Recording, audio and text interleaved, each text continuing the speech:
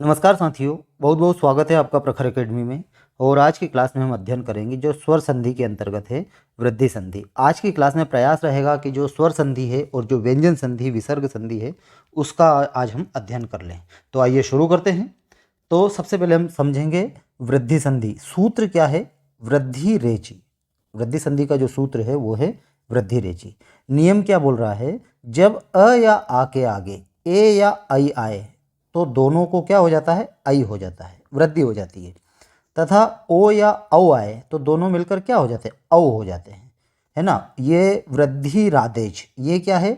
ये पाणिनि व्याकरण का पहला सूत्र है ना। ये आईएमपी क्वेश्चन है। पाणिनि व्याकरण का पहला सूत्र क्या है? वृद्धि रादेश। देखिए यहाँ पर दिया भी गया है। देखिए अ या आ के आगे क्या आ रहा है? ए या आए, दोनों मिलकर क्या हो जाते हैं? आई हो रहा है। फिर अ या आ के आगे यदि ओ या औ आ रहा है तो क्या हो जा रहा है? औ हो जा रहा है। देखिए उदाहरण के माध्यम से समझते हैं। सदा धन एव, तो यहाँ पर क्या है? आ रहा है। आ के आगे क्या आ रहा है? ए आ रहा है, तो यहाँ पे हमने आई कर दिया। ठीक है, तो क्या बना? सदैव। दो मात्रा। एक प्लस एकम, एक एकम। मम धन एव, ममेव, है ना। अब इसको थोड़ा सा यहाँ नोट कर लेना। ये जो मम है ना, इसमें हलंत नहीं लगा है, ये ध्यान रख लेना। ये ऐसा हलंत नहीं है, ठीक है। ये थोड़ा सा ध्यान रख लेना। मम पूरा है, ठीक है। मम धन एव, ममेव। साधन एव, सेव। देवधन ऐश्वर्यम, देवैश्वर्यम, है ना, देवैश्वर्यम। आगे देखते हैं। नव धन औषधम, नवौषधम, है ना। नवौषधि लिखा है, यहाँ होगा नवौषधम, है ना, नवौषधम। आगे देखते हैं। आत्मधन औत्सुक्यम, आत्मोत्सुक्यम, है ना। अब देखो ये आगे क्या बता रहे हैं? वृद्धि संधि के जो अपवाद है, अपवाद क्या होता है? अपवाद ये होता है कि जहाँ पर जो नियम है वो घटित ना हो, उस जगह पर उसको बोलते हैं अपवाद। और वो सही भी है, सही भी होगा। जैसे देखो दंत धन ओष्ठ, है ना। यदि हम यहाँ देखें अ या आ के आगे ओ या ओ आया तो वृद्धि होगी, तो ये होगा दंतोष्ठ। लेकिन एक मात्रा भी आई है यहाँ पे दंतोष्ठ, तो ये भी सही है और ये भी सही है, तो ये हो गया अपवाद। ठीक है। शुद्ध धन ओदनम, शुद्धोदनम, ये एक मात्रा है और ये दो मात्रा है, शुद्धोदनम।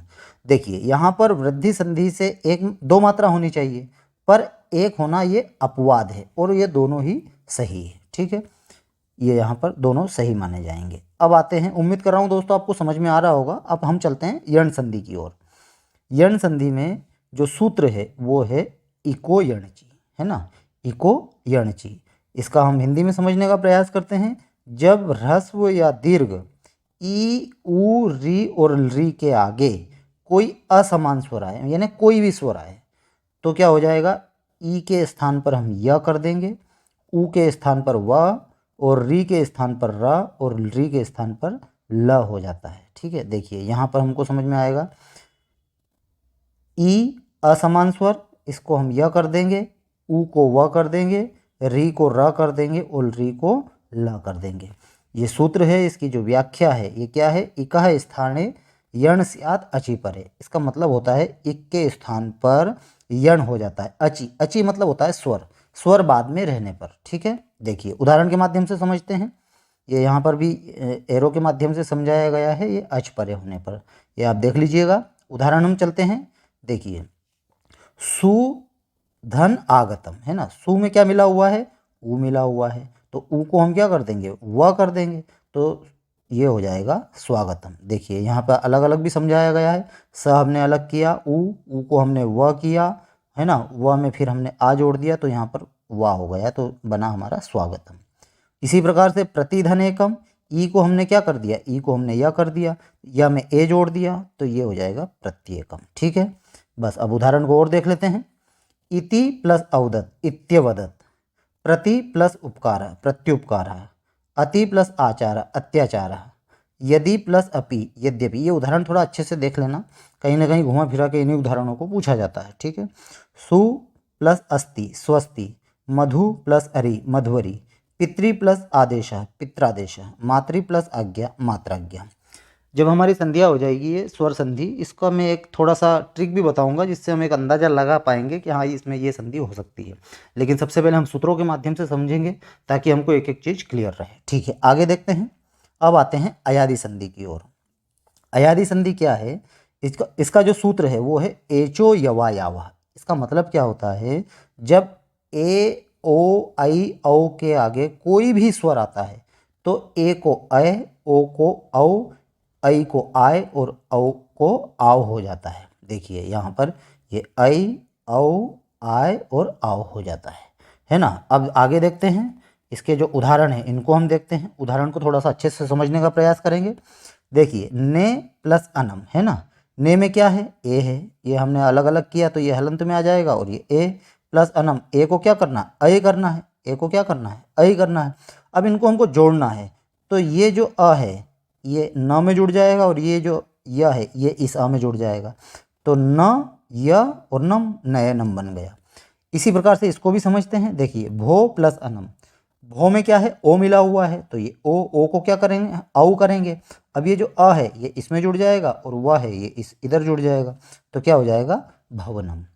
देखिए आगे देखते हैं, जय, ये थोड़ा उदाहरण अच्छे से देखना है ना। देखिए जे प्लस अह, जे, ज में ए मिला हुआ है तो ए को अय कर दिया, फिर इनको एक इधर जोड़ देंगे और एक इधर जोड़ देंगे तो क्या हो जाएगा, जया। विष्णुधन ए, तो क्या हो जाएगा, ओ को औ कर दिया, दोनों को जोड़ दिया तो बन गया विष्णुवे। उम्मीद कर रहा हूँ दोस्तों आपको संधि क्लियर हो रही होगी।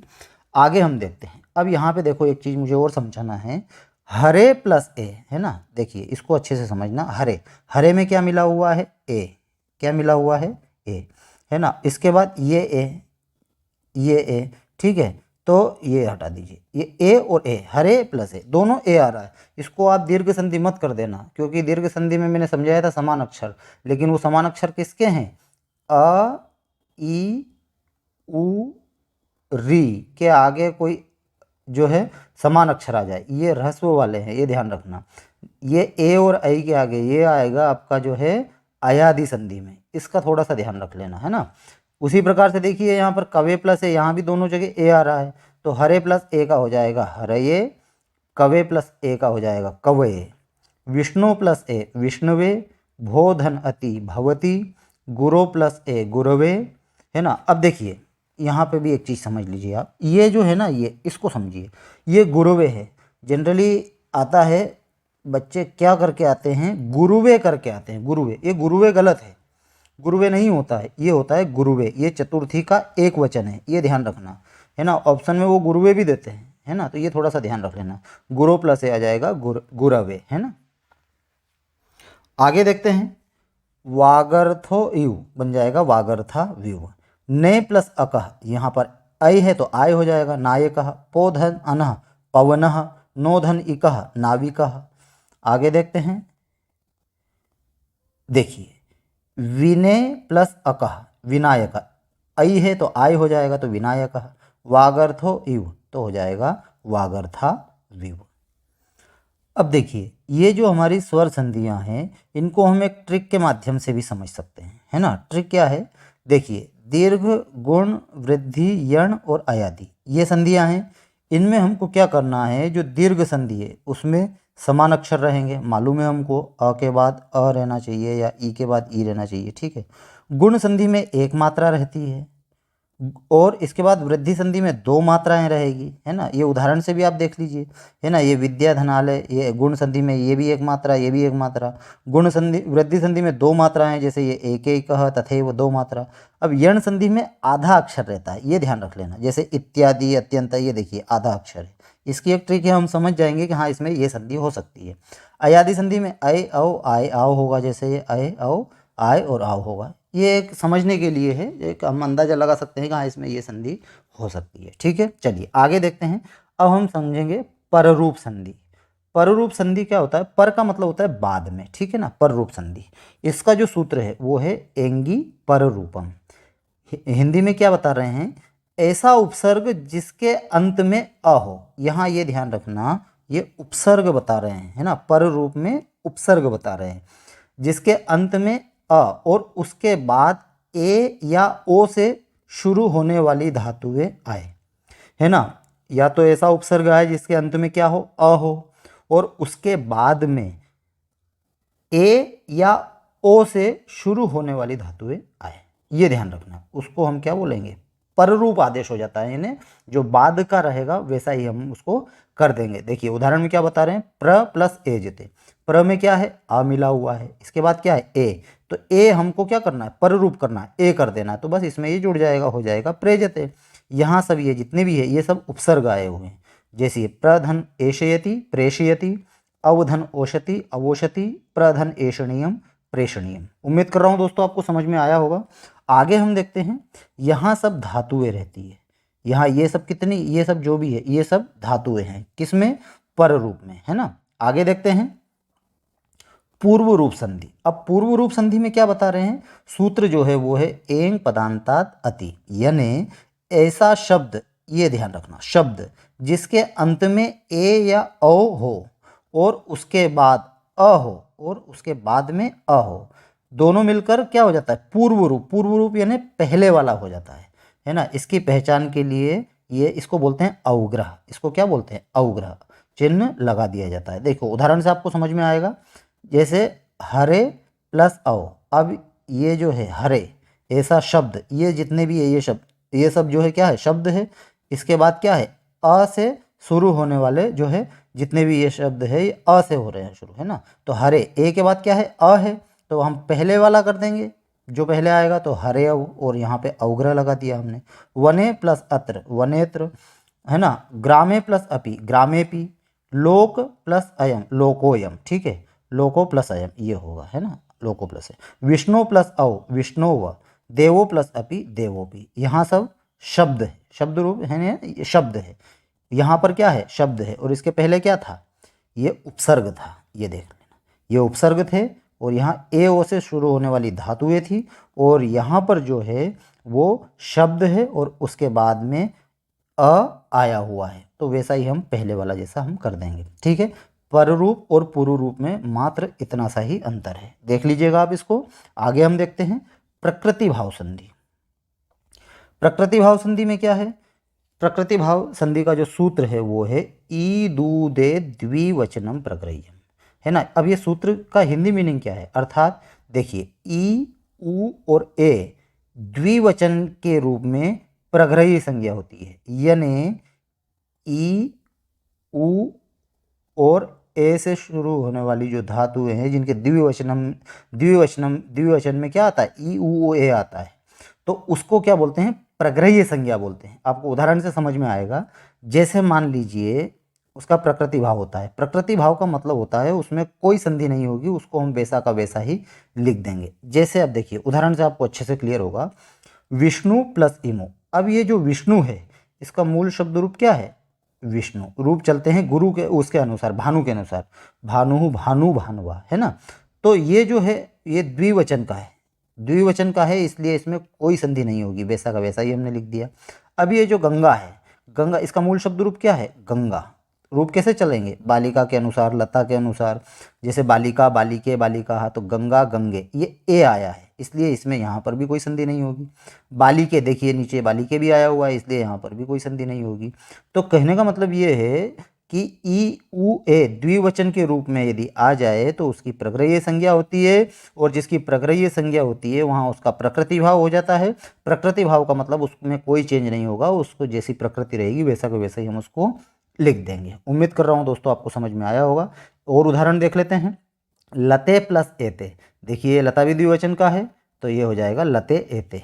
मुनि, मुनि शब्द रूप ऐसे चलता है, ये हरि के अनुसार चलेगा, हरि ही हरि हरया, तो मुनि ये द्विवचन का है तो ये यहाँ पर ऐसा का ऐसा ही आ जाएगा। देखिए विशेष क्या बता रहे हैं, अर्थात किसी शब्द के द्विवचन के रूप के अंत में ई उ और ए हो तो इनकी क्या हो जाती है, प्रग्रह्य संज्ञा हो जाती है, और उसके बाद कोई भी स्वर आ जाए तो किसी भी प्रकार की संधि नहीं होगी। उम्मीद कर रहा हूँ दोस्तों आपको आया होगा समझ में।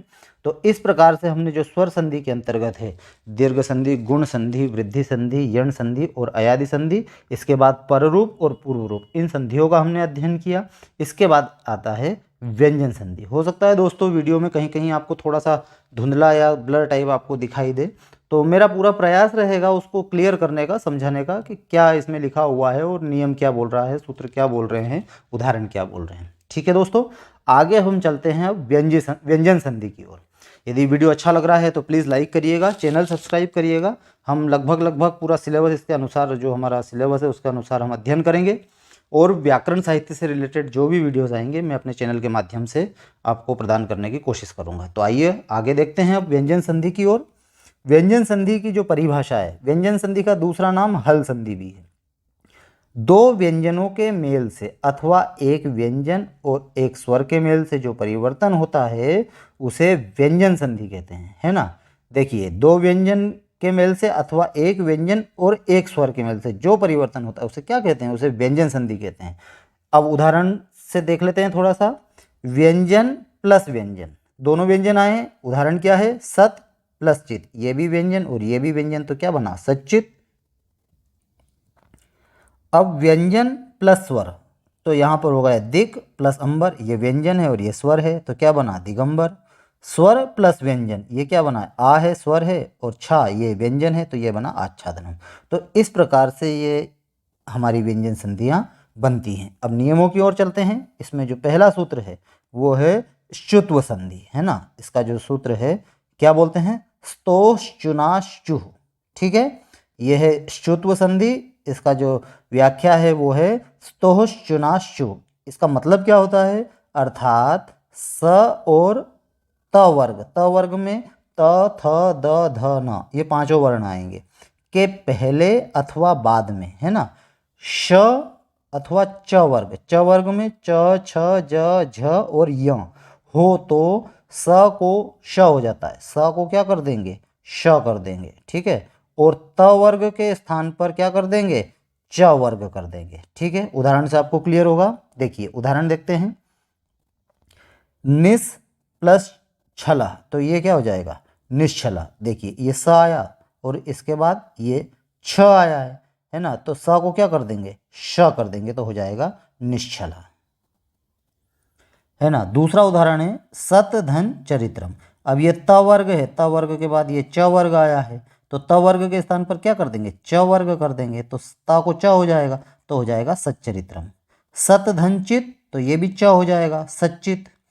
उद धन ज्वला, तो ये हो जाएगा उज्ज्वला, है ना। देखिए ये त वर्ग है, तो ये बाद में च वर्ग आया है, तो त वर्ग को हम क्या कर देंगे, च वर्ग, तो ये उज्ज्वल हो जाएगा। यहाँ पर एक अलग से मैं समझाना चाह रहा हूँ। एक क्वेश्चन आता है, उज्ज्वल का सही रूप क्या है, उज्ज्वल शब्द का, तो वो ऐसा भी देते हैं, उज्ज्वल ऐसा भी देते हैं ऑप्शन में, तो ये गलत है, ठीक है ना। उज्ज्वल में दो ज आते हैं, ये ध्यान रखना, है ना।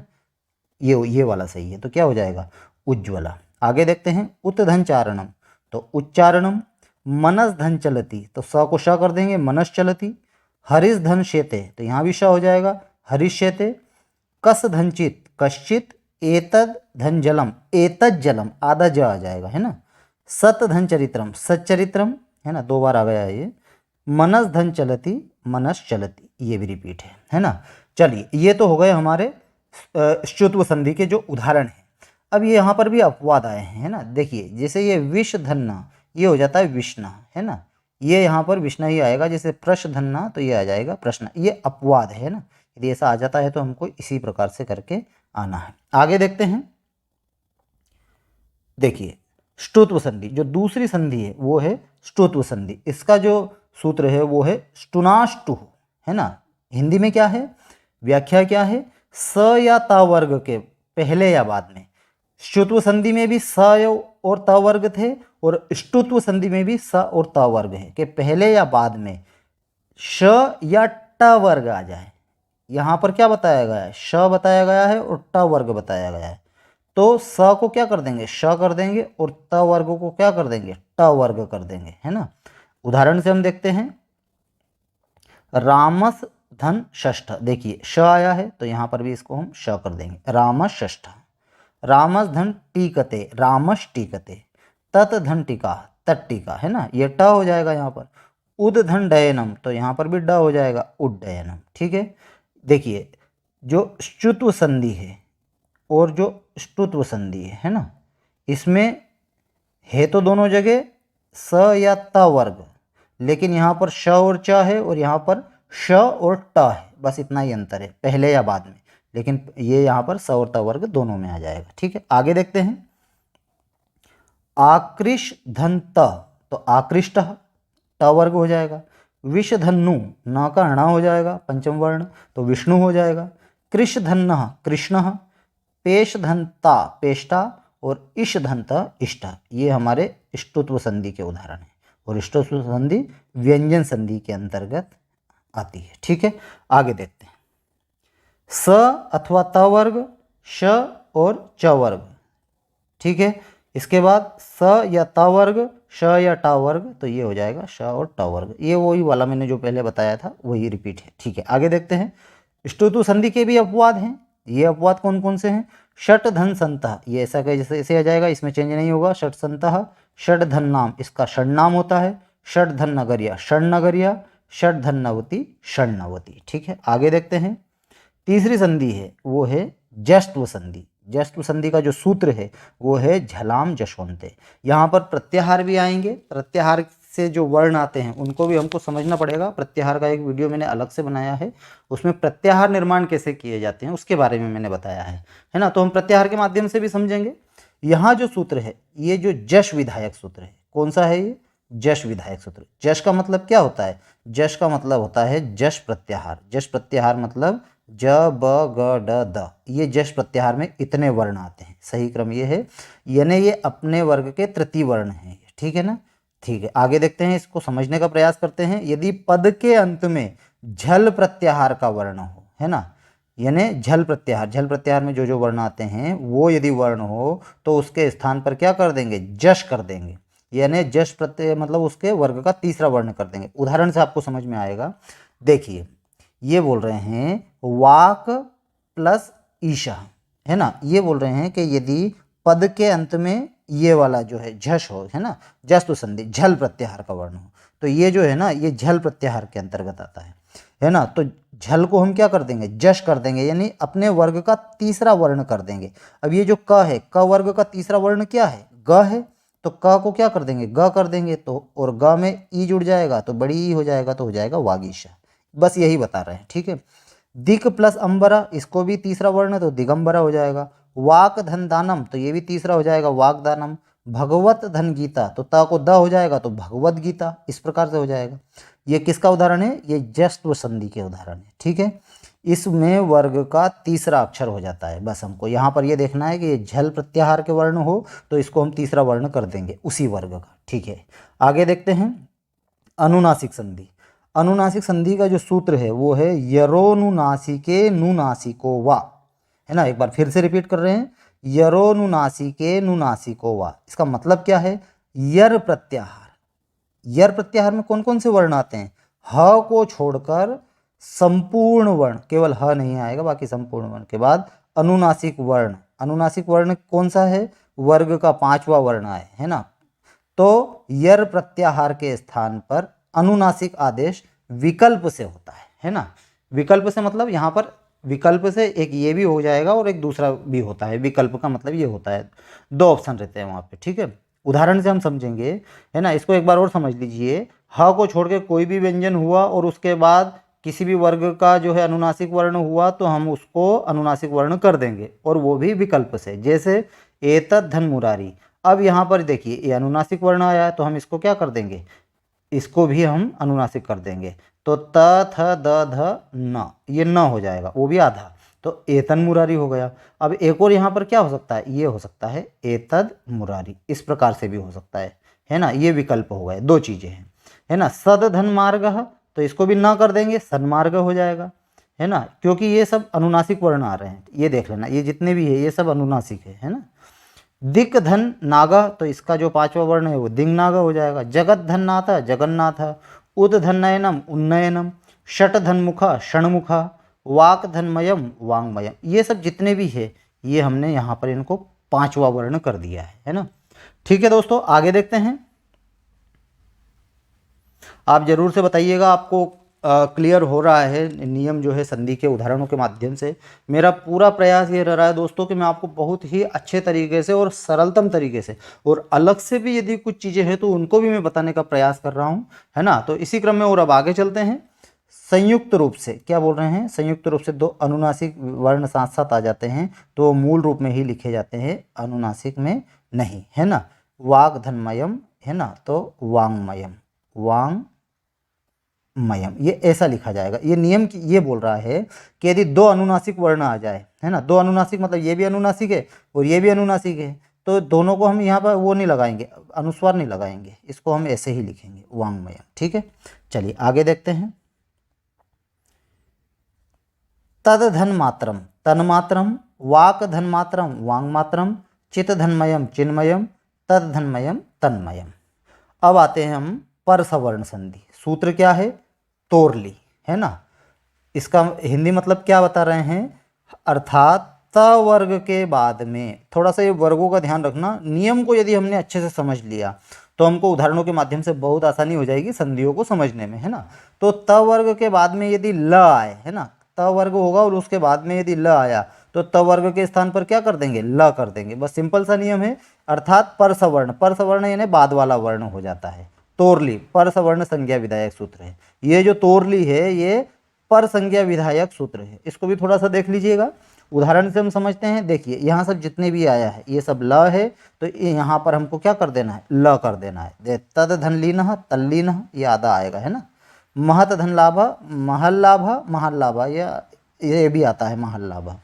उद धन लंघनम उल्लंघनम, ल करना है हमको। उद धन लेखा उल्लेखा, महान धन लाभ महान लाभ, तत धन लाभ तल्लाभ और तत धन लया तल्लया। ठीक है, केवल हम सिंपल सा हमको ल आ जाए तो हमको पहले वाले शब्द को जो है वो वर्ण को जो है ल कर देना है। ठीक है, आगे देखते हैं। विद्वान लिखति विद्वान लिखति, ये थोड़ा सा अनुस्वार में इस प्रकार से आता है, देख लीजिएगा। अब आते हैं अनुस्वार संधि की ओर। अनुस्वार संधि का जो सूत्र है वो है मोनुस्वार, है ना। मोनुस्वारा, इसका व्याख्या समझते हैं। यदि किसी पद के अंत में स्थित म के बाद में, है ना, पद के अंत में स्थित यदि म है, म के बाद में कोई भी व्यंजन आए तो म के स्थान पर क्या कर देंगे? अनुस्वार कर देंगे। इंपॉर्टेंट नियम है, देखते हैं इसको। देखिए ये क्या बोल रहे हैं कि पद में अंत में यदि म हो और उसके बाद में कोई भी व्यंजन आ जाए तो उस म की जगह हम क्या कर देंगे? अनुस्वार कर देंगे, ऐसा कर देंगे। उदाहरण से देखो, कृष्णम प्लस वंदे। अब ये म है, म के बाद में क्या आया? व्यंजन आया, तो ये म किस में चला जाएगा? ये अनुस्वार में चला जाएगा, है ना। यही नियम है। कार्यम धन करोति, म आया है, व्यंजन आया है, तो इस म को क्या कर देंगे? इस म को अनुस्वार में ले जाएंगे, कार्यम करोति। सत्यम वद, तो यहाँ पर भी अनुस्वार हो जाएगा, सत्यम वद। हरिम प्लस वंदे, हरिम वंदे। यदि अंत में स्वर होगा तो अनुस्वार जुड़ जाएगा। अनुस्वार जुड़ जाएगा मतलब उस स्वर में वो जो अनुस्वार है वो जुड़ जाएगा, है ना। ये देख लेना, जैसे ये अनुस्वार है तो वहाँ अनुस्वार नहीं, वहाँ पर म, और म किसी जो भी स्वर रहेगा उस स्वर में म जुड़ जाएगा। ठीक है, आगे देखते हैं। पर सवर्ण संधि। पर सवर्ण संधि क्या है? ये दो है ना। पर सवर्ण हमने पहले भी पढ़ा था, ये दूसरा है। क्या है? पद के मध्य में अनुस्वार हो जाए। अब यदि पद के मध्य में हो गया, बाद में किसी भी वर्ग का कोई वर्ण आता है, बाद में किसी भी वर्ग का कोई वर्ण आता है तो अनुस्वार के स्थान पर सामने वाले वर्ग का पंचम वर्ण हो जाता है। फिर से इसको समझो, यदि पद के मध्य में, है ना, आखिरी में नहीं बोल रहे हैं, मध्य में अनुस्वार आ गया, है ना, और बाद में किसी भी वर्ग का वर्ण आता है तो अनुस्वार के स्थान पर उसी वर्ग का पांचवा वर्ण हो जाएगा। देखिए उदाहरण से आपको समझ में आएगा। जैसे मान लो ये एक ही है, अब ये शा की जगह यहाँ पर क्या अनुस्वार आया है, अब ये त आया है, व्यंजन आया, तो त वर्ग का पांचवा वर्ण क्या है? न है, तो ये अनुस्वार न में चला जाएगा, क्या हो जाएगा? शांत। अब जैसे ये अ है, अ के ऊपर अनुस्वार है, अब ये क आया तो क का पांचवा वर्ण क्या है? अंग है, तो यहाँ पर ये जो अनुस्वार है ये इसमें चला जाएगा, अंकिता में। ये देख लीजिए, यहाँ पर भी वैसे ही हो जाएगा। संकल्प कुम धन टिथा। अब ये जो ट वर्ग का है, ये जो ठ है ना, ट वर्ग का है, तो ये अनुस्वार ट वर्ग का पांचवा वर्ण क्या है? ण है, तो बस ये कुंठित है, ऐसा हो जाएगा, है ना। दोस्तों आपको आ रहा होगा समझ में। ये जो हमारा जो पद के मध्य में जो अनुस्वार आता है उसके बारे में बता रहे हैं। सुधन दरम, है ना, ये ऐसा हो जाएगा अनुस्वार। तो सुंदरम, मन धन दिरम मंदिरम, गम धन गा, तो ये हो जाएगा गंगा, है ना। क ख ग घ उंग, तो ये गंगा ऐसा हो जाएगा, है ना। उनका हमको ऐसा ही लिखना है। सम धन वत्सरा संवत्सरा, मुन प्लस डनम, ये ड है तो ये ण हो जाएगा, तो ये अनुस्वार ण हो जाएगा, तो हो जाएगा मुंडनम। ठीक है, आगे देखते हैं। यहाँ शब्दों के बीच में पद वर्ग का पंचम अक्षर हुआ है, ठीक है, ये समझा दिया है। आगे देखते हैं। अब जो अगली संधि है वो है चर्तु संधि, चर्तु संधि इसका जो सूत्र है वो है खरीचा। इसको हम समझते हैं। देखिए ये बोल रहे हैं कि यदि वर्ग के प्रथम द्वितीय तृतीय, वर्ग जैसे भी आ जाए तो आप समझ लेना कुचु टुतुपु, 5 वर्ग है ना। तो वर्ग के प्रथम द्वितीय तृतीय चतुर्थ वर्णों के आगे किसी वर्ग का प्रथम द्वितीय वर्ण अथवा श श स हो सकता है दोस्तों नियमों में थोड़ा सा आपको कुछ जटिलता लगे, लेकिन नियम को यदि हमने अच्छे से समझ लिया तो हमको बहुत आसानी हो जाएगी उदाहरणों के माध्यम से हमको संधियों को लगाने में, है ना। इसलिए थोड़ा सा प्रयास करके ध्यान से समझने का आप लोग कोशिश करना, है ना। हम चलते हैं फिर से इस संधि को समझने का प्रयास करते हैं कि यदि वर्ग के प्रथम द्वितीय तृतीय चतुर्थ वर्णों के आगे, है ना, किसी वर्ग का, किसी भी वर्ग का प्रथम द्वितीय वर्ण, पहला या दूसरा वर्ण अथवा श श स आए तो कोई वर्ण आए तो पूर्व आए हुए वर्ण के, पूर्व वर्ण मतलब ये चारों, पूर्व वर्ण के स्थान पर अपने ही वर्ण का प्रथम वर्ण हो जाता है। देखो उदाहरण से आपको क्लियर होगा। ये बोल रहे हैं सदधनकारा, ठीक है। अब ये बोल रहे हैं कि वर्ग के प्रथम द्वितीय चतुर्थ वर्ण, ये वर्ग का प्रथम, ये चतुर्थ वर्ण है सदधनकार के आगे किसी वर्ग का प्रथम अथवा द्वितीय वर्ण आ जाए तो ये वर्ग का प्रथम वर्ण है। तो क्या हो जाएगा, कोई वर्ण आए तो पूर्व आए हुए वर्ण के, ये पूर्व द वाले वर्ण के स्थान पर अपने वर्ग का प्रथम वर्ण हो जाता है। इसका अपना वर्ग क्या हुआ, त वर्ग हुआ, तो इसका पहला वर्ण क्या हो जाएगा, त हो जाएगा। तो ये त कर दिया, बस यही नियम बता रहे हैं। जैसे उदधन पन्ना, यहाँ पर पहला दूसरा तीसरा चौथा, चौथा वर्ण है, ठीक है। इसके बाद प पहला वर्ण है, ठीक है, ये नियम भी आ गया। तो अब हमको इसके स्थान पर पहला वर्ण करना है। इसका त वर्ग का पहला वर्ण क्या है, त है, तो हो जाएगा उत्पन्न। बस सिंपल सा है, आगे के उदाहरण भी आपको क्लियर हो जाएंगे। दिग्धन नागा दिक्पाला, है ना, दिग्धन पाला दिक्पाला, लब्धन श्यते लप्स्यते, ठीक है दोस्तों। आगे देखते हैं छत्व संधि, है ना, ये थोड़ा सा नियम अच्छे से देख लेना, आपको क्लियर हो जाएगा। आगे देखते हैं छत्व संधि। छत्व संधि का जो सूत्र है वो है षष्ठ्योटी, है ना। हिंदी में व्याख्या करते हैं, क्या बोल रहे हैं, यदि पद के अंत में किसी वर्ग के, पद के अंत में, है ना, प्रथम द्वितीय तृतीय चतुर्थ वर्ण आए और बाद में श हो, बाद में क्या हो, श हो, तो श के स्थान पर, श के बाद में कोई भी स्वर हो, है ना, तो य व र हो तो श के स्थान पर छ हो जाता है। इसको हम एक बार और फिर से समझते हैं, ठीक है। देखिए यदि पद के अंत में किसी वर्ग के प्रथम द्वितीय चतुर्थ वर्ण हो, ठीक है, इसके बाद में श हो, ठीक है, श के बाद में कोई स्वर, श के बाद में, ये ध्यान रहना, श के बाद में कोई स्वर हो या य व र ह हो तो श के स्थान पर हम क्या कर देंगे, छ कर देंगे। यही नियम है छत्व संधि का षष्ठ्योटी। देखिए उदाहरण से आपको क्लियर होगा। तत धन शिवा, है ना। अब क्या है, वर्ग का ये त थ द तीसरा वर्ण है, ठीक है, चतुर्थ वर्ण के, इसके बाद क्या आ जाए, श आ जाए, ये आ गया श। इसके बाद कोई स्वर आ जाए, श के बाद में कोई स्वर आ जाए। अब श में क्या ई मिला हुआ है तो बिल्कुल स्वर आया हुआ है ना। तो स्वर आ जाए तो क्या कर देंगे, श के स्थान पर क्या कर देंगे, छ कर देंगे। अब ये जो श है इसके स्थान पर केवल हमको क्या कर देना है, छ कर देना है, तो ये हो जाएगा तच्छिवा, ठीक है। आगे देखते हैं, आपको क्लियर होगा। देखिए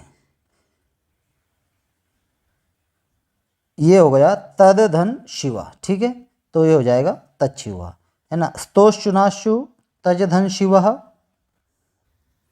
है ना। देखिए यहाँ पर क्या बताया गया है, तद धन शिवा, इसमें 2-3 संधियाँ घटित हुई है। सबसे पहले स्तोश्चुनाशु हुआ है ना, यहाँ पर श को क्या कर दिया, ये यहाँ पर द आया हुआ है तो स्तोश्चुनाशु है। तज ज किया, ज के बाद यहाँ खरीचा हुआ है तो यहाँ पर हमने तच किया। उसके बाद फिर यहाँ पर जो है ये हमारी जो छत्व संधि है वो घटित हुई है, तच्छिवा। तो हमारा बेसिक नियम हम इसको देख लेंगे, है ना। ये जो नियम है प्रथम द्वितीय चतुर्थ और उसके बाद इस प्रकार का नियम हो और स्वर हो तो वहाँ पर हमको छ कर देना, ठीक है। ये तो अलग से इसलिए समझाया गया है कि 2-3 संधियाँ यहाँ पर घटित हुई है, ठीक है दोस्तों। आगे देखते हैं चागम संधि। सूत्र ये है, सूत्र है छे च, ह्रस्व स्वर के आगे छ आगे होने पर बीच में च लगाते हैं, है ना। अब इसको समझते हैं थोड़ा सा। देखिए ये क्या बोल रहे हैं, ह्रस्व स्वर के आगे, ये यहाँ पर ह्रस्व स्वर है, ना में छोटा ह्रस्व स्वर, उसके बाद छ आ जाए, यदि ये छ आ जाए तो क्या होगा, बीच में हम च लगा देंगे, यही छे च सूत्र है और ये चागम संधि है। जैसे तरु धन छाया, तो बीच में हम क्या कर देंगे, च लगा देंगे, तरु छाया। अनु प्लस छेदा तो हो जाएगा अनुच्छेदा। परि प्लस छेदा मतलब यहाँ पर ह्रस्व स्वर आ जाए, यहाँ छ आ जाएगा, तो बीच में हमको च लगा देना है, ठीक है। परिधन छेदा परिच्छेदा, शिव धन छाया शिव छाया, ये छे च सूत्र है। अब न का न होना है ना, थोड़ा सा ध्यान से समझना। एक ही पद में है ना, री श के बाद में न आए, है ना, र श के बाद में क्या आ जाए, न आए, तो न को क्या कर देंगे, ण कर देंगे। देखिए एक ये र आया है, एक ही बाद में र श के बाद में, है ना, ये श है, यहाँ श आया है, उसके बाद में क्या न आ जाए, यहाँ पर भी न आया है, तो हम क्या कर देंगे, न को क्या कर देंगे, इस न को क्या कर देंगे, ण कर देंगे। चतुर्धन नाम चतुर्नाम पुषधन्नाति पुष्णाति, न को अणा कर देंगे, है ना। रसाभ्याम नोण समान पदे, ये एक सूत्र है ना, उसका हिंदी व्याख्या ये है ना। रस के बाद में यदि न आए तो हमको न को अणा कर देना है, ठीक है। आगे देखते हैं, चागम संधि सूत्र छे च, ये हो गया है ना। आगे देखते हैं, देखिए अगला सूत्र है र का लोप, है ना। सूत्र क्या है, रोरी, है ना, ये सूत्र क्या है, रोरी। इसमें र का लोप हो जाता है। नियम क्या बोल रहा है, र के बाद में यदि र आए, यानी दो र आ जाए, तो पहले वाले र का लोप हो जाता है तथा उसमें पूर्वत अ ई उ को दीर्घ हो जाता है। यानी दो र है, ये दो र है, दो र आ जाए तो पहले वाले र का लोप कर देंगे और उसके पहले जो वर्ण अ ई उ रहेगा उसको हम क्या कर देंगे, दीर्घ कर देंगे। बस यही नियम है। देखिए अंतर्धन राष्ट्रीय, है ना, दो र आए हैं तो दो पहले वाले र का लोप हो जाएगा और इसके बाद जो है वो दीर्घ कर देंगे, तो यहाँ हो जाएगा अंतर्राष्ट्रीय। स्वर धन राज्यम, ये र का लोप कर देंगे, वह बड़ा हो जाएगा तो स्वराज्यम हो जाएगा, है ना। यही नियम है, देख लेना आप, ये वो यही वाला नियम है कि दो र में पहले वाले र का लोप हो जाएगा और उसके पहले वाले वर्ण दीर्घ हो जाएगा। निर्धन रोग, तो ये नी छोटा है तो यहाँ पर हो जाएगा निरोग। निर्धन रसा नीरसा, ठीक है। आगे देखते हैं, अब ये जो है, ठीक है, चलिए विसर्ग संधि की ओर चलेंगे, ये हो गया, है ना। तो इस प्रकार से दोस्तों आज की क्लास में हमने स्वर संधि के जो बचा हुआ भाग था वो हमने अध्ययन किया और व्यंजन संधि का अध्ययन किया। व्यंजन संधि से जो नियम बनते हैं, किस प्रकार से शब्दों को बनाया जाता है, उसका हमने अध्ययन किया। आपको समझ में आया होगा और मेरा पूरा प्रयास यही रहा है कि आपको बहुत सरलतम तरीके से समझाऊं। इसी क्रम में आगे देखते हैं हम विसर्ग संधि, इसकी परिभाषा के माध्यम से हम समझेंगे। चलिए आइए अब देखते हैं विसर्ग संधि। तो विसर्ग का स्वर या व्यंजन से मेल होने पर जब विसर्ग में कोई परिवर्तन होता है तो उसे क्या बोलते हैं, विसर्ग संधि, है ना। विसर्ग का स्वर या व्यंजन से मेल होगा तो उसे जब जो परिवर्तन होगा उसे क्या बोलेंगे, विसर्ग संधि। जैसे मनः प्लस रथा, ये विसर्ग है और ये व्यंजन है, क्या बना, मनोरथा। आइए आगे देखते हैं।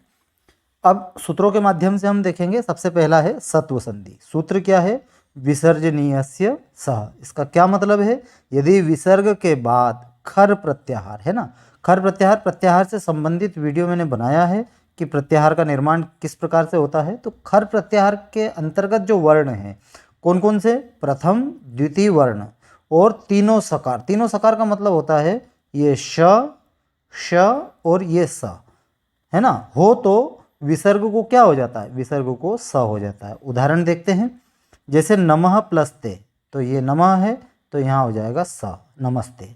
बालकः तरति हो जाएगा बालकस तरति। इतः धन तथा, तो ये इतस्तता। हरिः धन त्रायते हरिस्त्रायते। मनः धन ताप मनस्ताप। कह धनचित कश्चित, है ना, ये विसर्गों को क्या हुआ, स हुआ।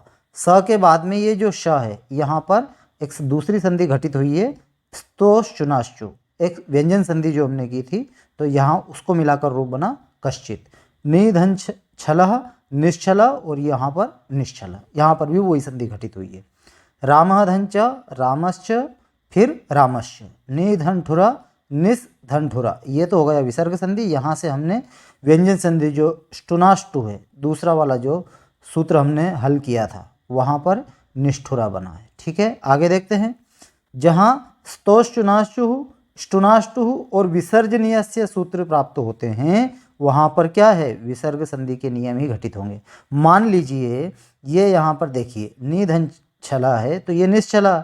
इसके बाद यहाँ पर कौन सी संधि, स्तोषुनाश्चो घटित हुई, तो मान्य कौन सी होगी, विसर्ग संधि, यही बता रहे हैं। यदि एग्जाम में आ जाता है कि रामश्च का संधि क्या है, तो हमको राम धन च करना है ना। तो विसर्जनीय से स के अंतर्गत विसर्ग संधि के नियम ही घटित होंगे। ठीक है, दूसरा नियम क्या बता रहे हैं, जहाँ पूर्व रूप संधि व विसर्ग संधि के सूत्र घटित होते हैं वहाँ पर पूर्व रूप संधि ही घटित होगी। जैसे उदाहरण को धन अपि, इसको यदि हम संधि करेंगे तो बनेगा को अपि। ये जो अवग्रह है ये पूर्व रूप संधि ही घटित होगी। ठीक है, अब दूसरा है विसर्ग का स होना, है ना। सूत्र क्या है, नमस्पुर स्वर्गत्यो हो, यानी यदि आगे क वर्ग हो या प वर्ग हो तो नमः और पुरः के योग में कौन से विसर्ग को क्या हो जाएगा, स हो जाएगा। नमः और पुरः का जो विसर्ग है उसको स कर देंगे। उदाहरण क्या है, नमः धन करोति नमस्करोति, नमः धनकारा नमस्कारः, पुरः धनकारा पुरस्कारः, पुरः धन करोति पुरस्करोति। इनके जो विसर्ग है इनको क्या कर देंगे, इनको स कर देंगे।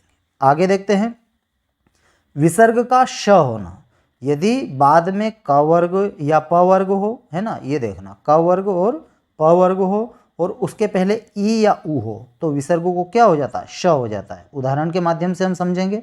देखिए जैसे नी धन कपटा, तो क्या बोल रहे हैं, ये विसर्ग है, विसर्ग के पहले क्या, नी यानी ई है, यही बताया गया है।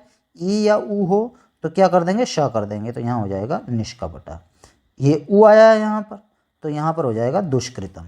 दुधन कर्म दुष्कर्म, निधन फल निष्फल, निधन क्रांता निष्क्रांता। उम्मीद कर रहा हूँ दोस्तों आपको समझ में आ रहा होगा विसर्ग संधि के उदाहरण। आगे हम देखते हैं स्वादि संधि। सु ओ जस इत्यादि विभक्तियों के स्थान पर जो संधियाँ होती है उसे स्वादि संधि कहते हैं। ये सु ओजस क्या है, ये सुबंत है ना, हमने पढ़ा था सुबंतम तिगंतम, है ना, ये पद संज्ञा है ना। तो सु ओजस ये क्या है, ये प्रत्यय है, सु ओजस, है ना। तो सु ओजस आदि विभक्तियों के स्थान पर जो संधि होती है उसे क्या बोलते हैं, सुबंत बोलते हैं। जैसे अब उदाहरण के माध्यम से हम समझेंगे स्वादि संधि, है ना। इसमें सबसे पहला है उत्व संधि। इसका जो सूत्र है वो है अतो रो रप्लुता दप्लुते। इसका मतलब क्या हुआ, जो प्लुत नहीं है, हमने पढ़ा था ह्रस्व दीर्घ और प्लुत, है ना। तो यहाँ पर जो प्लुत नहीं है, प्लुत यानी बड़ा, इसका मतलब क्या है, अर्थात अप्लुत अ के बाद रू हो और रू के बाद अप्लुत अ हो तो र के स्थान पर ऊ का आदेश हो जाता है ना। देखिए उदाहरण से आपको समझ में आ जाएगा। ये देखिए शिवस धन अर्च्य, है ना, अप्लुत अ के बाद में रू हो, ये अप्लुत अ, ये व में जो अ मिला है इसकी बात हो रही है ना। और ये जो स है, एक सूत्र आता है ससजुषोरु, ये वाला सूत्र है ससजुषोरु, ये आगे आएगा उसमें हम पढ़ेंगे। और उसके बाद में अ हो, उसके बाद में ये अ है तो रू के स्थान पर यानी इस स के स्थान पर क्या कर देंगे, ऊ कर देंगे। जैसे शिव, ये र को ऊ किया और ये बना शिवो धन अर्च्य, शिवोर्च्य। ठीक है, आगे और उदाहरणों के माध्यम से हम समझेंगे। ये उदाहरण अभी हम बाद में आएगा उसमें वहाँ पर देखेंगे। ठीक है, दूसरा सूत्र है खर वसानयोः विसर्जनीय, यानी पदांत र के बाद में, है ना, पदांत र मतलब जिसके बाद में कोई अक्षर ना हो, उस पदांत र के बाद में यदि खर प्रत्याहार का वर्ण हो तो और र अवसान में हो, मतलब आखिरी में हो, जिसके बाद कोई दूसरा वर्ण नहीं हो तो र के स्थान पर क्या हो जाता है, विसर्ग का आदेश हो जाता है। जैसे रामर, ये सुप्रत्यय है यहाँ पर, तो यहाँ र के स्थान पर क्या कर दिया, विसर्ग, तो बना राम। पुनर्धन पृच्छति, तो ये र आया, र को विसर्ग कर देंगे, पुनः पृच्छति। देखिए अब इसको समझते हैं। ससजुषोरु, पदांत स के स्थान पर रू का आदेश हो जाता है और सजुष शब्द के स के स्थान पर भी रू का आदेश होता है। हम इस वाली लाइन को समझेंगे। ठीक है, पदांत स यानी राम का जो स है इसके स्थान पर क्या, रू आदेश हो जाता है, यही बताया गया है। और रू के जो ऊ है, ऊ की ईत संज्ञा हो जाएगी तो र बचेगा और र के बाद एक पदांत र है, इसलिए यहाँ पर क्या आ जाएगा, विसर्ग हो जाएगा राम। उदाहरण के माध्यम से देखते हैं। हरि ही धन अवदत, हरिरवदत, र आ जाएगा, है ना। शिशु धन आगच्छत, शिशुरागच्छत, पितुः धन इच्छा, पितुरिच्छा, वधू धन ऐशा, वधूरेशा। ठीक है दोस्तों, थोड़ा सा नियम विस्तृत रूप से समझाए हैं ताकि क्लियर रहे कि कौन से शब्द से क्या बन रहा है। ठीक है, क्रम देख लेते हैं। सबसे पहले विसर्जनीय से सह, खरावसानयोर विसर्जनीय, ससजुषोरु, अतोरोरप्लुता दप्लुते, हशीचा और रोरी, ये हमारा क्रम है। अब इसी के लिए ये जो उदाहरण है सस धन अपि, इसको हम समझते हैं ना। ये सो अपि कैसे बना? स को क्या करा? रू करा, रू में ऊ की जो इत संज्ञा हुई तो ये ऊ, ये जो है स, ये स में हलंत नहीं है, स का जो अ है, अ और ऊ मिलके क्या बना? ओ बना, और ओ के बाद हमने इसमें संधि करी तो यहाँ पे अवग्रह आ जाएगा, रूप बनेगा सो अपि। इसको आप देख लीजिए, स रू को हमने ये किया स प्लस ओ अपि, इसके बाद यहाँ संधि करी, फिर ये ओ बना और ओ को हमने इससे संधि करा तो यहाँ बना सो अपि, ये अवग्रह। इस प्रकार से ये रूप सिद्ध हुआ। सीधा सा हम ये याद करें, सस धन अपि सो अपि, ठीक है। उसी प्रकार से शिवस धन वंद्या शिवो वंद्या, सेम वही प्रोसेस है, तो रूप बनेगा शिवो वंद्या। आगे देखते हैं उत्व संधि। उत्व संधि का जो सूत्र है वो है हशीचा, अर्थात रू से पहले यदि अ हो, है ना, और अ हो और बाद में यदि हश प्रत्याहार हो, हश प्रत्याहार यानी वर्ग के 3, 4, 5 या व र ल ह हो तो रू के स्थान पर ऊ का आदेश हो जाता है, ठीक है। सिंपल सा हमको इतना समझना है, ये विसर्ग को स कर दिया, स को रू किया और उसके पहले ये अ है तो इसको क्या कर देंगे? ऊ आदेश कर देंगे, तो ये ऊ कर दिया तो यहाँ ऊ के बाद ये जो गुण संधि यहाँ पर कर दिया आद गुणा से, और ये शिवो वंद्या। इस प्रकार से ये रूप सिद्ध हुआ। ये आप देख लीजिएगा, या हम शिवा वंद्या को डायरेक्ट शिवो वंद्या भी याद कर सकते हैं। दोनों प्रोसेस से आपको जो सरलतम तरीका लगे उससे, ये डिटेल में मैंने समझाया है, और डायरेक्ट भी हम इसको ऐसे भी कर सकते हैं। आगे देखते हैं, देखिए ये कुछ उदाहरण है। मनः प्लस हरा मनोहरः, नमः प्लस नमः नमो नमः, रामः प्लस हसति रामो हसति, बालः धन याति बालो याति, यशः धन दा यशोदा, क्षीणः धन भवति क्षीणो भवति, मृगः धन धावति मृगो धावति, ठीक है। आगे देखते हैं रोरी, यानी र के बाद में यदि र आए, दो र आए, पहले र के बाद में यदि र आए तो पहले वाले जो र है उसका हम लोप कर देंगे, जैसे पुनर्धन रम्यते पुनर्रम्यते, ये हमने पढ़ लिया है ये सूत्र। इसके बाद इसी का एक जो भाग है ये है ढलोपे पूर्वस्य दीर्घोण, ये इसी क्रम में आएगा। इसके बाद ये वाला आएगा, क्या है ये? जो पहले वाले र का लोप हुआ है, लोप से पूर्व जो वर्ड है या शब्द जो हमारा है, वर्ण है, उसको दीर्घ कर देंगे, जैसे पुनर्धन रम्यते। देखिए ये र दो र है, एक र का हमने लोप कर दिया, इसके बाद इसमें हमने न को दीर्घ कर दिया तो पुनः रम्यते। अंतर्धन राष्ट्रीय अंतर्राष्ट्रीय, हरिरम्य हरिरम्य, ठीक है दोस्तों।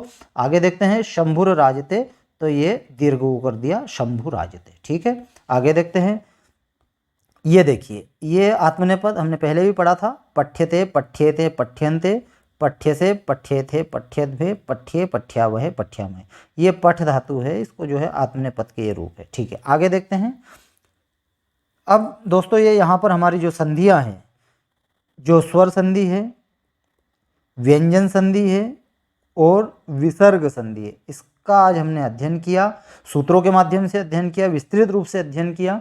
तो उम्मीद कर रहा हूँ दोस्तों आपको वीडियो अच्छा लगा हो, और यदि वीडियो अच्छा लगा है तो चैनल को सब्सक्राइब करिएगा, वीडियो को लाइक करिएगा और दोस्तों तक पहुँचाने का प्रयास करिएगा। तो फिर किसी अन्य वीडियो में मिलते हैं। अब आने वाली क्लास जो हमारी रहेगी वो वाच्य से संबंधित क्लास रहेगी, है ना। वाच्य क्या है उसके बारे में हम पढ़ेंगे, वाच्य से किस प्रकार से कर्तृवाच्य, कर्मवाच्य और भाववाच्य से सेंटेंस बनते हैं, उनको हम देखेंगे। मिलते हैं दोस्तों फिर अगले वीडियो में, तब तक के लिए जय हिंद जय भारत, धन्यवाद।